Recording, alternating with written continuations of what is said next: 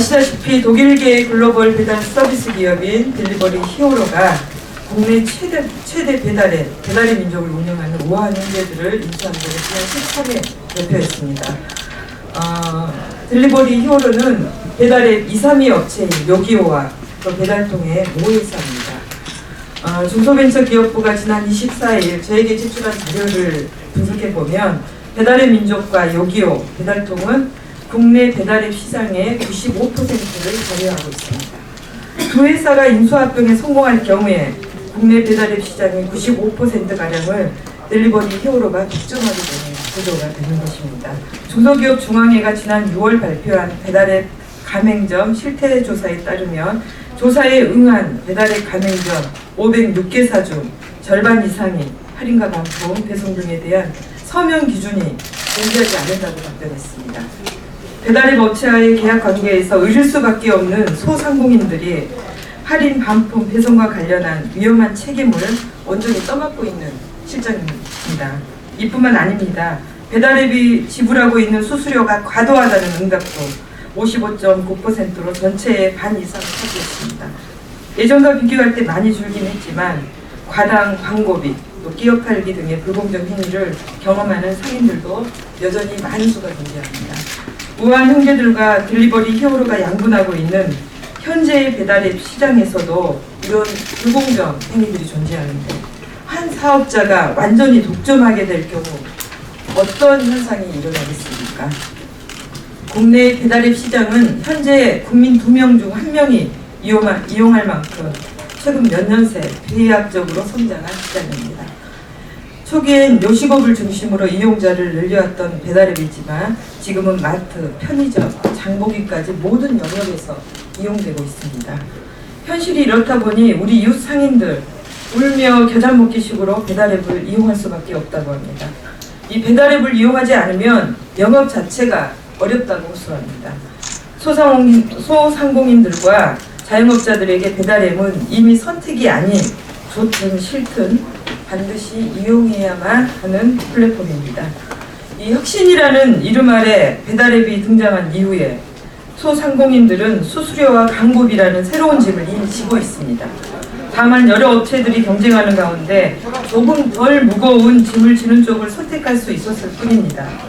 하지만 하나의 기업이 배달앱 시장을 독점할 경우 소상공인들은 제한된 선택조차도 할 수 없게 됩니다. 여러 이름의 각기 다른 비용 체계의 배달앱들이 존재하더라도 결국 하나의 모기업의 최대의 이윤을 선사할 시스템으로 기별될 것입니다. 상인들이 무엇을 선택하더라도 그것은 선택이란 이름으로 포장한 부당함의 강요일 수밖에 없습니다. 수수료가 계속 올라도 광고비가 늘어도 어떤 선택도 저항할 수 없는 속수무책의 구조에 놓일 수밖에 없는 것입니다. 그리고 상인들의 높아진 부담은 결국 소비자들에게까지 영향을 미칠 것입니다. 악화가 양화를 부추가는 상황에 모두가 내몰리고 마는 것입니다. 최근 노동자주의를 인정받기 시작한 배달 노동자들도 독점의 폐해를 피하기 어려울 거라 우려합니다. 지금도 1, 2위를 다투는 기업들이 배달료를 올려 기사를 모집한 후에 시간이 지난 뒤 배달료를 일방적으로 내리는 일이 적지 않은데 하나의 기업이 시장을 완전히 독점하게 되면 최소한의 경제 환경조차 무너져서 더 값싼, 더 위험한 노동 환경에 내몰릴 우려가 큽니다.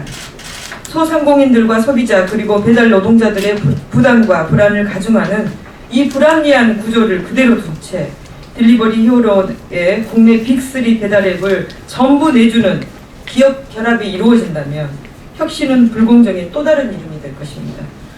공정위는 기업 결합 심사 이전 우아한 형제들과 딜리버리 히어로가 소상공인과 소비자, 배달 노동자들에게 비용을 전가하며 부당한 이익을 취하는 갑질을 했는지 또 기업 결합이 이와 같은 갑질 구조를 더욱 공고히 만드는 게 아닌지 구체적으로 꼼꼼하게 살펴봐야 할 것입니다. 또한 배달앱 시장 1위와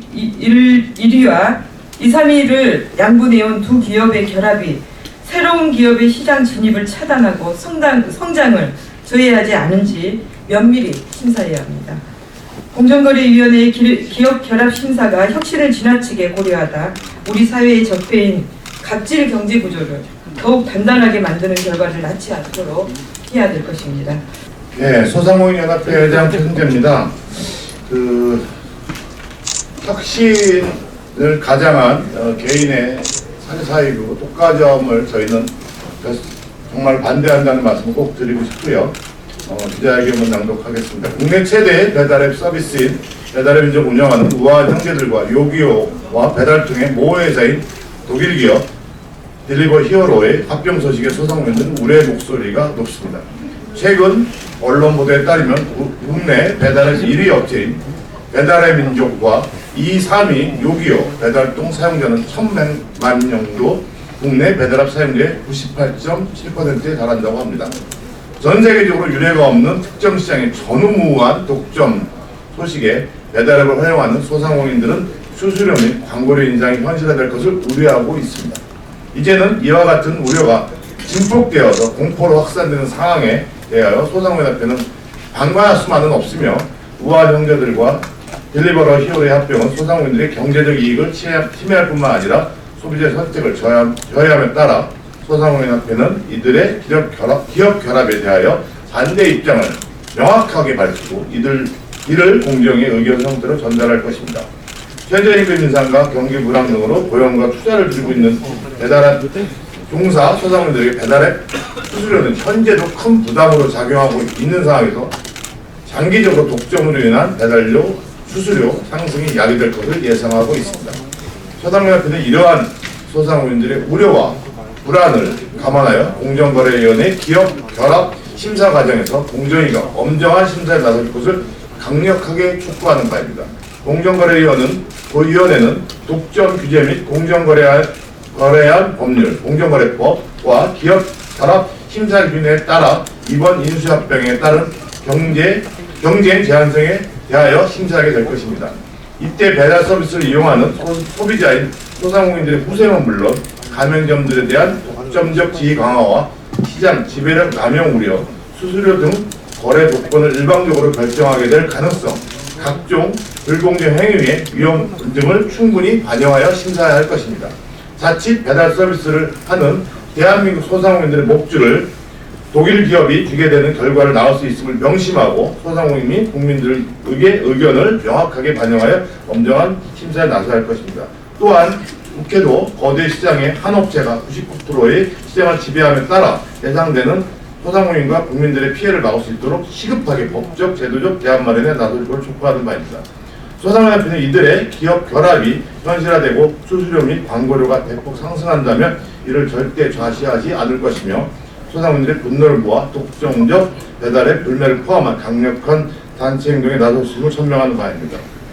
오늘 국회가 사실 아시겠지만 지금 상당히 혼돈스럽고 난장판입니다. 이런 와중에 우리 정의당 최선 의원님께서 직접 소상공인들에 대한 적극적 관심과 애정으로 기자회견을 이렇게 주선해주시고 공정거래위원회 의견을 촉구해 주시기로 하셨습니다. 국회 본연의 모습은 소상공인들이 정말 생업에서 생존할 수 있게끔 제도적 뒷받침을 해준 거라고 생각합니다. 그런 의미에서 많은 국회의원들께서 소상공인들의 어려움이 해결될 수 있도록 적극적 관심을 다시 한번 이 자리를 빌어서 부탁드리겠습니다. 감사합니다.